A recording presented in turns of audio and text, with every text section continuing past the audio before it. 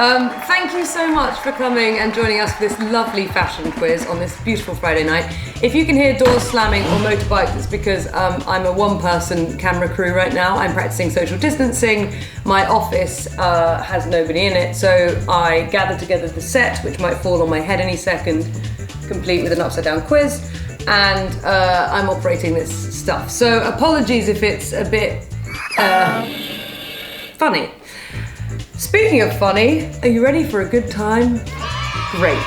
You're going to need a piece of paper, if not several, because there's going to be 5 rounds, 4 questions each. I'll leave it to you to write out how many spaces you think you'll need for that. It's 5 rounds, 4 questions. Jot that down. We're going to mark it at the end. Are you ready to start the fashion quiz?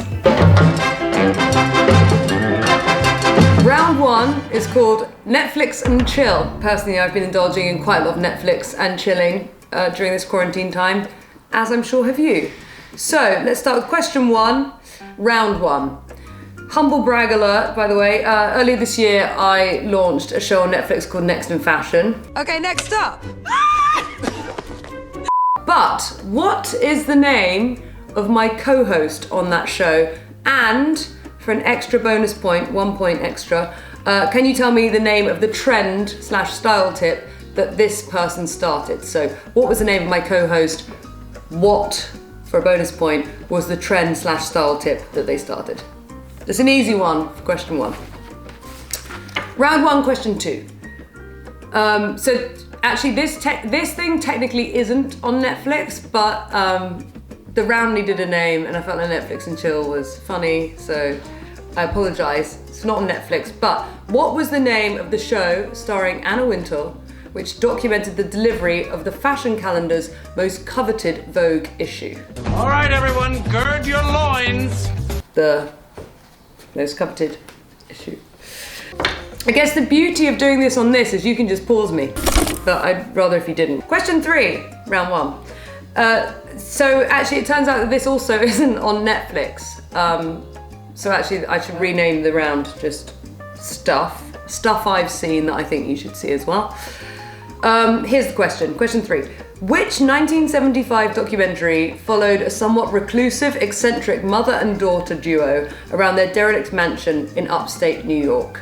I don't know how much you look into my Halloween costumes, but one year I went as the little one of this duo. You get bonus points if you can tell me the name of both of those people that are in this aforementioned film. If you haven't seen it, when you hear the answer, go and immediately watch it, it's fantastic. Question 4, and by the way, I'm trusting you to do your own marking, obviously, so you've got to be honest.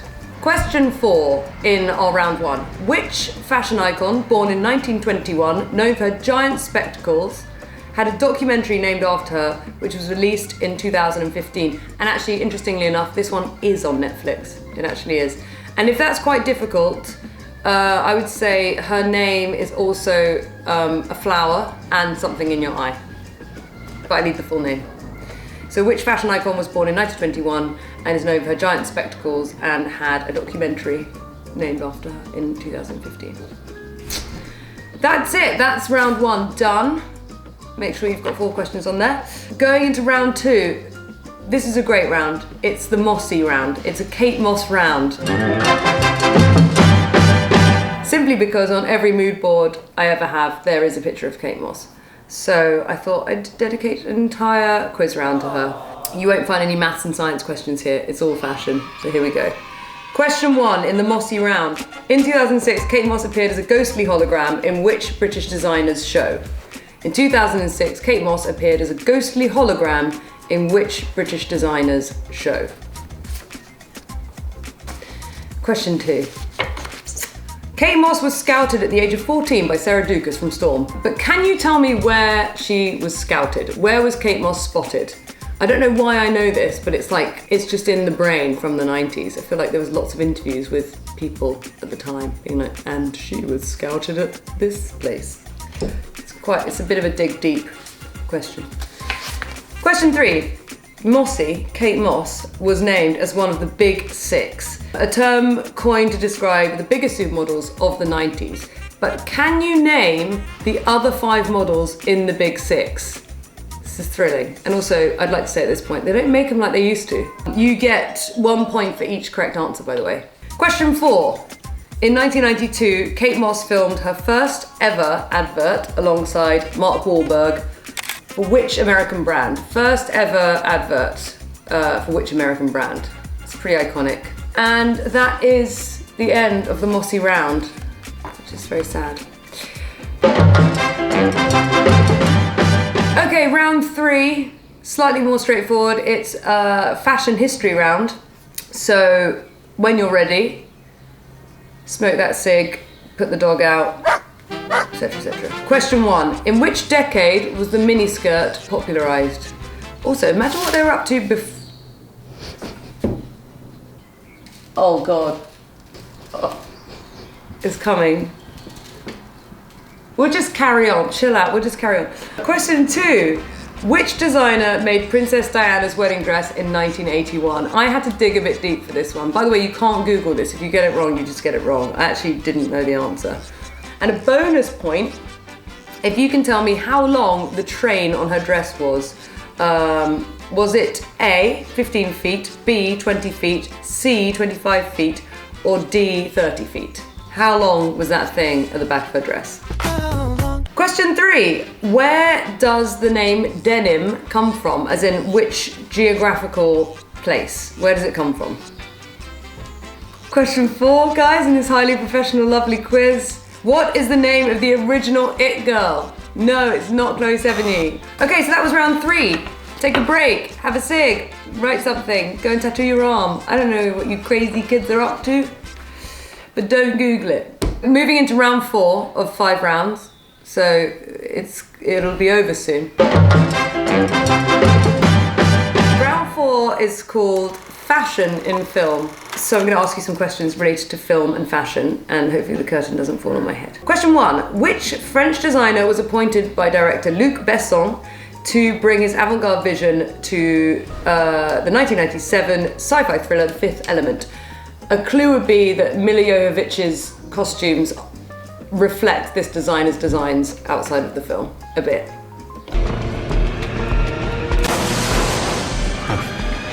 Question 2 from round 4. In 1995, in the film Clueless, poor Cher is approached by a man who attempts to mug her in a car park, but when she's asked to get on the floor, she refuses because she does not want to ruin her designer dress. Which designer made that dress? So she's being held up at the car park, he's like, get on the floor! And she says, no! As if it's a totally important designer. Which totally important designer made her dress? Dion and I were both named after great singers of the past who now do infomercials. Question 3. In Baz Luhrmann's Romeo and Juliet, who designed 2 of Romeo and Juliet's most memorable costumes? I didn't know this until recently, and it's blown my mind, and it made me realise that actually maybe I like this designer because I've been trained from an early age to like just love that visual. Another fun fact, I wore out the tape that I had of Romeo and Juliet because I used to re-watch them kissing in the fish tank scene. Stay with me now, Bertie. Don't you do that. Oh, bloody hell. Livid at Claire Danes in that movie. It was livid. It was like, I want to kiss Leonardo DiCaprio. You kissed by the book. Okay, question 4. In 2006's The Devil Wears Prada, Miranda Priestley, played by Meryl Streep, delivers her now infamous monologue to Andy, played by Anne Hathaway, when the junior fashion assistant questions why they're taking so long to make a decision over 2 belts that basically look exactly the same. That's what sparks the conversation. That's when Meryl Streep just completely blasts her and is like, you're frumpy. The question is, which colour is Anne Hathaway actually wearing? It's not just, it's buh, because of course it began and it was shown in whatever, Nina Ricci, and then it came back in 2 seasons later. So you think you're actually just making some lumpy decision with your ugly sweater. When the great brains in this room decided, whatever. You get the picture. What colour is she wearing? It's a famous colour now. Okay, round 5, last round everyone. Gather your thoughts. fashion in song. So for this round, I'm going to provide you with some song lyrics that are centered around fashion, or at least feature fashion in them. And you have to tell me the name of the song and the artist behind said lyrics. 1 point for each correct answer. So you get a point for the singer and you get a point for the song name. Okay? So here we go. Number 1. Fashion, turn to the left. Fashion, turn to the right. Ooh, ooh, fashion. We are the Goon Squad and we're coming to town. Beep, beep, beep, beep. Who wrote that song and what is it called? Or who performed that song and what it's called? Okay, number 2. Blue jeans, white shirt, walked into the room, you know you made my eyes burn. It was like James Dean, for sure. You're so fresh to death and sick as cancer. You were sort of punk rock, I grew up on hip hop, but you fit me better than my favourite sweater, and I know. Oh, fabulous. Number 3. Baby, take off your coat, real slow, and take off your shoes. I'll take off your shoes. I wouldn't go for the shoes. That's not the lyric, but like honestly, if I was going to take an item of clothing off, I would absolutely hate to take off someone's disgusting gopping shoe. They're really going to need to rewrite. Sorry, I'll start again. Baby, take off your coat real slow and take off your shoes. I'll take off your shoes. Baby, take off your dress. Yes, yes, yes. You can leave your hat on. You can leave your hat on. You can leave your hat on. What a visual. Awful. I'd go hat off first. You can take your own shoes off, please, etc., etc. I wouldn't leave the hat on. It looked ridiculous. Number 4. She had dumps like a truck, thighs like what, all night long. Let me see that thong. And that's it. That's round 5 done. Now, I've thoroughly enjoyed that. So as a real treat for the last question, it's a bonus thing entirely. It's called Riddle Me This. I'm going to flash up a sentence and I want you to tell me how many F's this little paragraph contains. Okay, how many F's are in the following text? I'll read it out as well. The fashion forecast of this year is not necessarily what I predicted it to be. Of course, there is still time. More often than not, I find myself thinking of all kinds of things, of unimaginable things, but a lot of the time, I'm thinking of my future wardrobe. Stunning. So you get a point. I mean, you just get a point if you get the amount of F's in that text right, okay? I hope that this was fun for you. I'm now gonna whip through the answers. So let's all pause and take a minute. Sip some water, have some grapes. Maybe you want to slice up an avocado. Maybe you're with the popcorn, the chocolate, I don't know. Okay, here we go. I'm gonna whiz through the answers, so get your marking pen. May I suggest a different color? Okay, so maybe if you've written in blue, you want to mark it in red, or if you've got a friend next to you, swap the papers over and then you can, friend or lover. Or maybe they were your flatmate that's become your lover, and then you'll go back to being friends. I don't know what arrangement you've got in your house. Okay, here are the answers. Round 1, question 1. My co-host in Next in Fashion is, of course, Mr. Tan France. 1 point for that. You get a bonus point if you can tell me what the name of the trend/style tip he coined was. And it is, of course, the French tuck. Very good, pat on the back if you got that right. Question 2, technically not on Netflix, but what was the name of the show starring Anna Wintour, which is focused around the fashion calendar's most coveted Vogue issue? It was, of course, the September issue. Question 3, also not on Netflix, from my Netflix and chill round. In 1975, there was a film about 2 eccentric people living together, a mother and a daughter. It was by the Maisels brothers, and it was, of course, Grey Gardens. That's 1 point for the film title.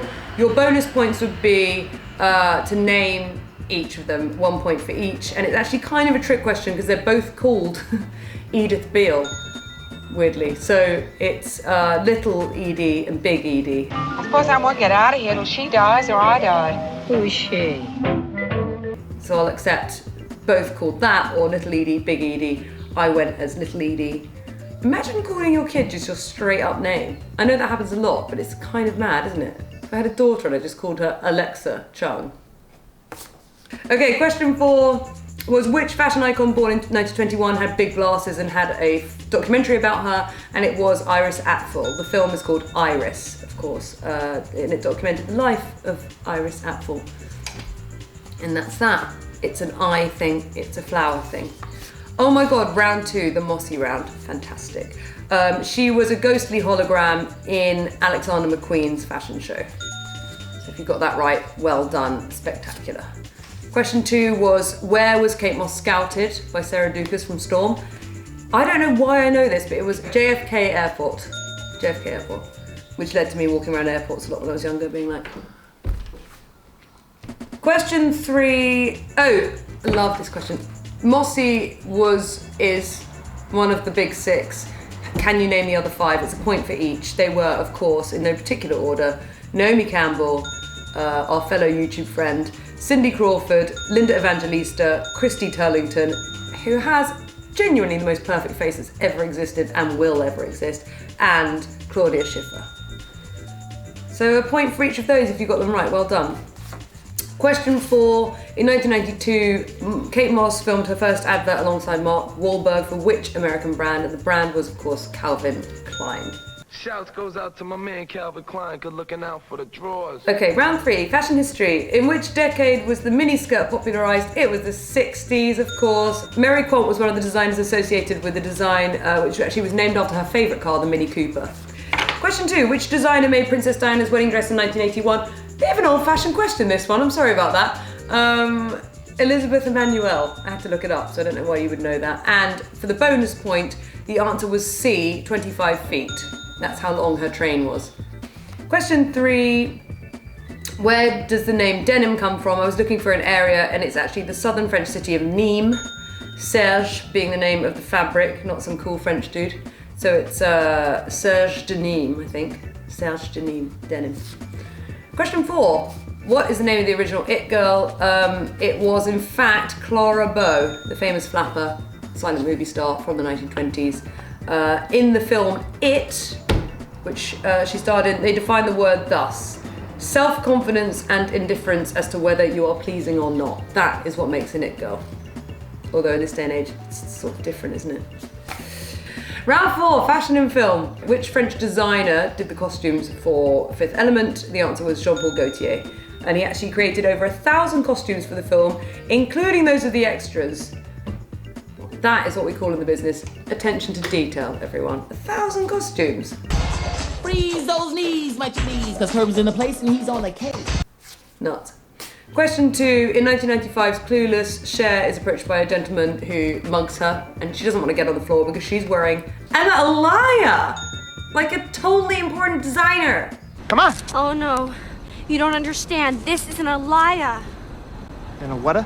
Ah, as if you're a virgin who can't drive. In Baz Luhrmann's Romeo and Juliet, who designed 2 of the most memorable costumes? It was in fact Miuccia Prada, which I didn't know till recently. She was brought on board to create 2 standout ensembles worn by the star-crossed lovers: the now iconic white dress with the wings, worn by Claire Danes in the Eddick party scene, and DiCaprio's navy suit that he wore to wed his bride. Not my favourite outfit though, it's got to be the suit of armour, isn't it? And the Hawaiian shirt. And to be honest, the black tuxedo at the beginning, no offence Mrs. Prada, but actually that's like kind of my 4th favourite outfit in that film. Question 5, in The Devil Wears Prada, what the fuck is Meryl Streep shouting at her about? It's cerulean is the colour. It's not turquoise, it's not lapis, it's actually cerulean. It's not just lapis or blue, turquoise, cerulean. Anne Hathaway also, I remember watching that film the first time around and thinking, oh, she looks so dorky at the beginning. She really doesn't. She kind of looks better at the beginning than she does at the end. It's sick. It's like a kilt, a cable knit, and a white shirt. Lovely. She looks fabulous. Okay, round 5, fashion in song. Fashion turned to the left, fashion turned to the right. Of course, David Bowie, fashion. So a point for each. So David Bowie, 1 point. Fashion, another point. So that's number 1. Number 2 was blue jeans, white shirt, walked into the room, and then walked into the room, you know, you made my eyes burn. And that was by Lana Del Rey, and the track was called Blue Jeans. Baby Take Off Your Coat real slow, take off your shoes, or take off your shoes. Disgusting. It was Joe Cocker, you can leave your hat on. Didn't know Joe Cocker wrote that, because I feel like he was what my dad used to. In the olden days, before they had Sonos, before they had iPods, before they had anything, my dad had a CD player that was in the boot of the car, so every time he wanted to change what was in the deck, he had to go to the boot and open it up and manually change the CDs. Anyway, I feel like Joe Cocker was in there, and I did not like it. Did he do a duet? Did he do Love Lift Us Up Where We Belong or something? I don't know, just like bad dad sounds. Number 4. She had dumps like a truck, thighs like what? All night long, let me see that thong. It was, of course, Cisco, Thong Song. Thongs were massive back then, may I say. It was about combat trousers and being able to see your thong, which I fear we're about to walk blindly back into this trend, but mad. Really not a fan of a thong, really. And finally, this is an extra thing, riddle me this. How many F's are in the following text? The answer, I'm flashing it back up for you, it's really hard. And I know you're gonna be like, I got 11. No, that's weird, I only got 7. Great, that was it. Thank you so much for watching. I hope you enjoyed our quiz. Maybe we'll do another one if this type of stuff continues. And I hope you're keeping safe and well. And thank you for returning to my YouTube, it's really nice of you. Please leave your comments below. Did you enjoy the quiz? Did you find it difficult? Which answer would you like to challenge me on? Subscribe, ring the bell, and I'll see you another time with another kind of video. And if you've got any ideas of what I should do in YouTube space, not in life, I think I've got that, I hope I've got that sorted out, then I'd love to hear from you. Bon voyage.